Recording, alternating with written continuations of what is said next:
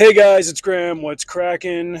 My buddy Bookstore Thor, friend of the channel, as I like to say, sent me a video from a film critic slash comic slash I don't know every hat that he wears. A guy named Chato. His channel is Call Me Chato, whatever. It was really good. He was talking about the usefulness of YouTube for up and coming creators. I'm not going to reiterate every point that he made here. Just as I was listening to it, it made me think of a lot of connected thoughts that I've had over the last several years about my. It's hard to call it a side hobby because I don't really make a whole lot of money off of it, but my career as a creator. I was talking to, let's see, there's an old family friend that I'm still in touch with, a guy who was my seventh grade English teacher. I'm still connected with him online every now and then. We chat. And up until just a couple of years ago when he retired, he was still teaching middle school, or he was employed in the school system. And so he had a really good snapshot of how that demographic had changed over the course of 30 plus years that he was in public education. And I had read a book, I believe it was the one by Matthew Crawford, called Shop Class is Soulcraft, talking about the value of trades and how whenever I talk to, not that it's happened a whole lot, but whenever I talk to a group of school kids about writing or reading or creating or whatever, my thing that I tell them as far as career advice goes is to have a backup plan. Because we all know the big names that make it, whether in publication or in music or in YouTube, but you don't really know, and this is kind of how it works, like you don't know the names of the people that shot their shot and failed and didn't have a backup plan, and they ended up becoming the stereotypical failed artist. Without having that backup plan, they made life significantly more difficult for themselves. It's how I ended up becoming a trucker, because I had an agent and I was just working for my brother at the time. And right around the time I lost my job with my brother, I lost my agent. And all of a sudden it was like, well, I need to get into something that can pay the bills really fast because my son is 2 weeks old. Starvation and homelessness are not on the table for us. And so I became a truck driver. In talking to this old teacher that I had, he said that he's got a really hard time getting that point across to his students because, and this must have been like right before the pandemic hit. He said he's got the hardest time convincing them that they're not going to grow up to become streaming millionaires, because these were all sixth graders that were convinced that they had the same value as the next PewDiePie. Like they were going to be that guy. The math is not in your favor. You are significantly less likely to get in that route. Aside from that particular aspect of what Chato was saying, I wanted to emphasize the fact that we as Americans especially, we really love a silver bullet story. Somebody who cracked the formula and managed to get past all of the gatekeepers and just succeed on the sheer brilliance of their own talent, without, again, realizing that these are the exceptions for a reason. And chances are you are not the exception. Chances are you are subject to the rule, and you need to find a way to play by that rule. Be ready for when that chance at exceptionalism comes along, but understand that it's more than likely you're just going to have to play by the rules like everybody else. YouTube has been around for 20 years. It has produced millionaires and stuff, and we're seeing a lot of the biggest names in various sectors of YouTube entertainment retire from it. The aforementioned PewDiePie retired. Matt from Demolition Ranch in the GunTube community retired. Who was that other guy who was in the entertainment space? Matt Pat, the game theory and pop theory or whatever. Like I don't know everything he did, but he was a full-time YouTuber for something like 12 years, and he decided to get out of the game.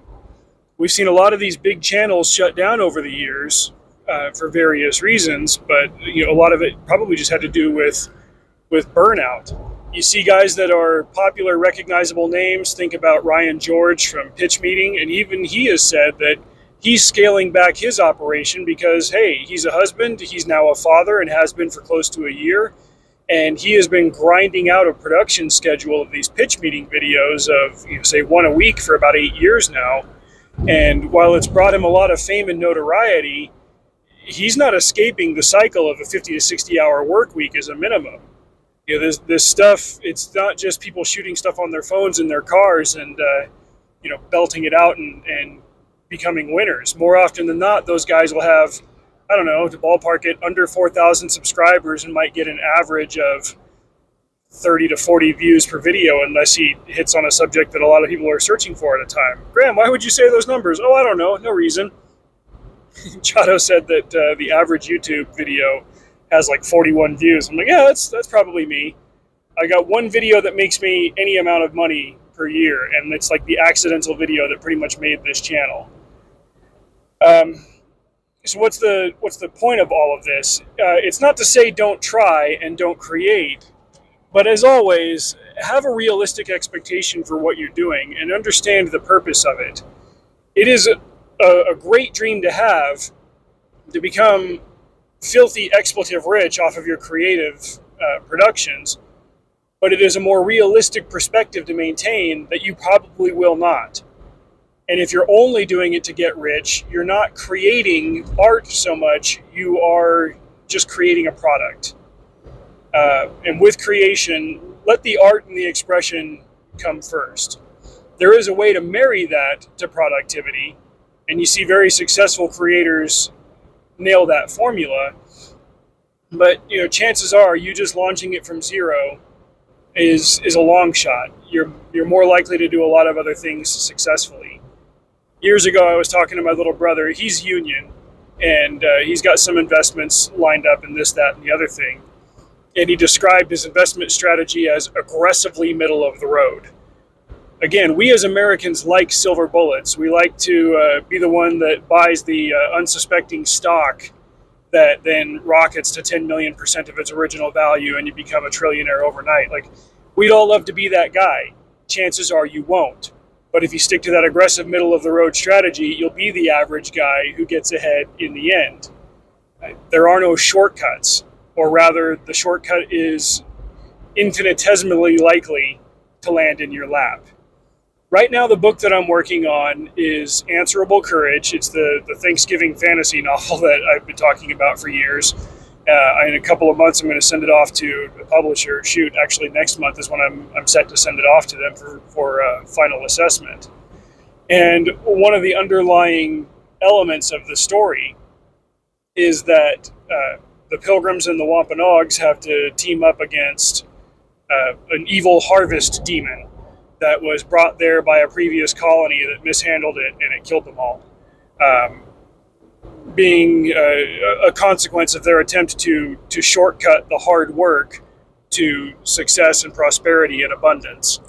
And that'll kind of tie in with the general theme of Thanksgiving anyway, and the lessons that the Pilgrims and the Wampanoags learned together.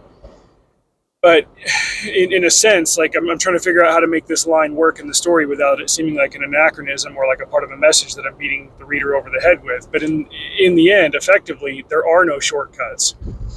I understand that mindset. I was in my early 20s. I bit a lot on shortcut style ideas. I thought that I was going to be the next big wunderkind who succeeded right out of the gate, and I didn't have the skill set to do it. This is where I'm going to close on what Chato's other point was in his video. It's that in order to have success as a creative, you have to have rich and meaningful experience to draw on, which is very unlikely to come to you at a young age, and especially unlikely to come to you if you're just sitting at your desk spamming out videos on your computer all the time. You need to have things to meaningfully share with people. I'm 40 years old, which kind of makes me too old for the TikTok generation, right? But I've got over a decade of trucking experience and the stories that come with that. Rain or shine. I've got a lot of audiobooks that I've listened to. I've driven into some really intense places. I've worked through some really grueling conditions. I mean, yesterday, my phone was going off with flash flood warnings every 20 minutes, and there was nothing for it. I had 800 cases to move off of my truck, and there were no pallet drops yesterday. Everything was manual delivery. Some of it was frozen. I had one stop that they're very anal about me propping the doors open, just because there are security issues. And so every time I run a stack on the hand truck into their building, I've got to handle 400 pounds of product on one arm and open the door with the other and then wheel it in, and it's raining and it's nasty. It was so bad that the manager propped the door open herself and just didn't say anything. She's like, whatever, go for it. And every time, I was so soaked, every time I moved, water would gush out of my uniform. It was nasty. That gave me something real to say about that, and that experience will work itself into something that I produce later on. To quote Louis L'Amour, as always, everything is grist for the mill. But the inverse of that is that if you're not really doing anything, you've got no grist for your mill. Your mill's not going to work. Grist for the mill. Grease for the gears, all right? Electrons in your iPhone battery for you alpha kids. That's what it all comes down to. So in summary, my commentary on this has to just boil down to a few points. One, there are no shortcuts. Two, you're not likely to end up with a silver bullet. So just do the hard work and be patient, and do the work for its own sake before you worry about it becoming, making you a millionaire. And three, understand that the odds are not in your favor, but that's okay. That's a good thing. Through doing it the non-shortcut way, doing it the hard way, doing it the right way, you will gain much more valuable experience that will make you a more whole and a valuable person, especially when it comes to sharing your creations and your experience with other people over time. There's not a whole lot of people that in my age demographic, there's not a whole lot that we have to learn from people half our age.